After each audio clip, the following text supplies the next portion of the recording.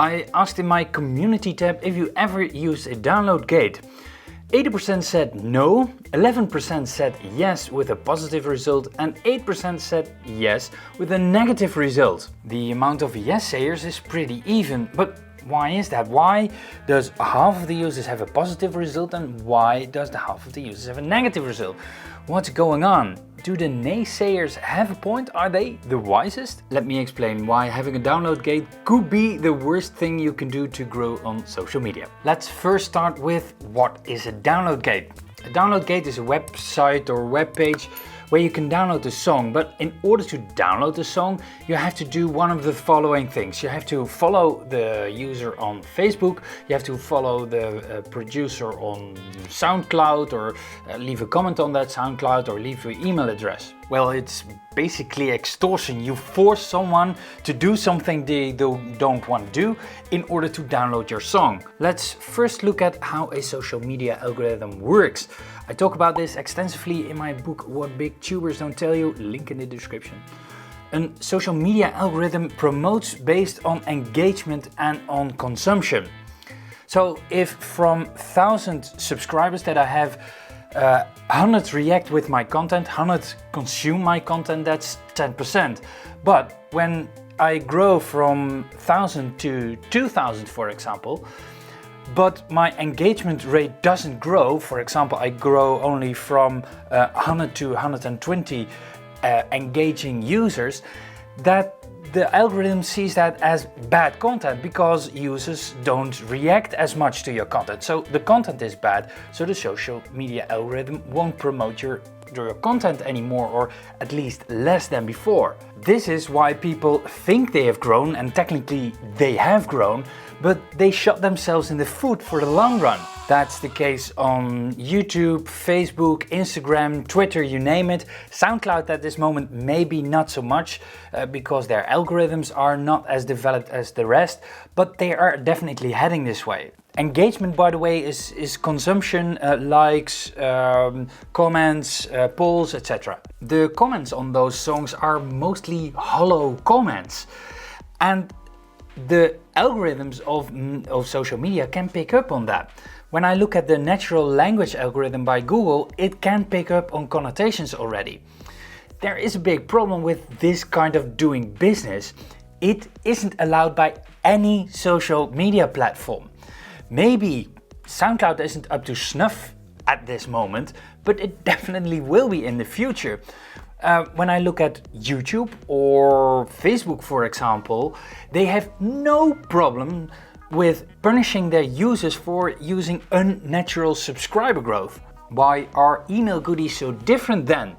Well, there is a difference. First of all, it's allowed, and second, there is no algorithm that picks up on your engagement. People open your email or not, and they open it if they are interested and don't if they are not interested. There's maybe an exception to that when you look at the Gmail spam algorithm. So that's why I do a regular swipe of my mailing list. People that are not interested in my emails don't get any emails anymore. I don't get value from them, and they apparently don't want my value. So nothing lost here. With social media, however, there is no such swipe function. Realize that this process is endless. You need to keep doing it in order to keep that engagement. When I promote song 1 through 5 with my download gate, and I don't do that with song 6, the engagement is less. That means that the content algorithm thinks that my content is bad or worse than before, so it will promote it less. Producers think they build social proof, but are they? It's a hollow group of followers, and if a record label, for example, looks at your followers and sees how you get those followers, those are basically extorted, how do you think that makes you look? Music producers think they create a fan following. Is it? If someone likes one song, rethink it. If you see a song, you like a song, are you a fan of that music producer immediately? I don't think so. I think you need to rethink that strategy a little bit. If someone likes all your songs, or 5 songs or 10 songs, yes, they are a fan. Otherwise not. Yes, there might be real fans amongst your non-fans, but your non-fans become a burden in delivering your content to your real fans. With a download gate, you're maybe asking too much. Would you download a song from an unknown producer when you know you have to go through 1, 2, 3 social media actions? I wouldn't. To be honest, most songs that I want to download are good but are not yay great. And if I see a download gate, most of the time I think, well, let's download another song. There is also another problem. A lot of download gates don't work properly. For example, if you have a pop-up blocker installed or an ad blocker installed, or JavaScript doesn't work, or you're using Safari, for example, then you leave those people at the gate.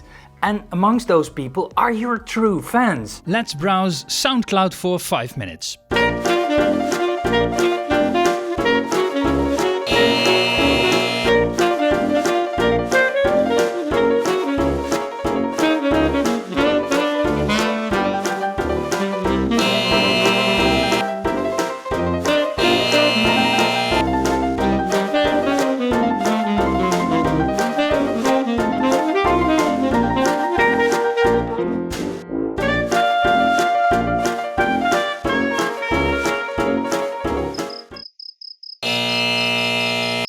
So what is the right way? Well, first of all, make awesome music. Yay! Second, grow your social media audience in a natural way.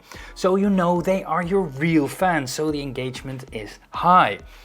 Also, I think there's nothing wrong with posting your socials on SoundCloud, for example.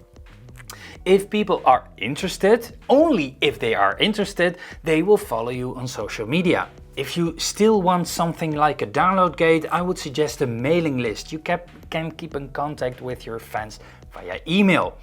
This has another advantage. If you lose your account on social media due to copyright reasons or whatever, or the social media platform goes belly up, you have a backup. What would be another great way to promote yourself?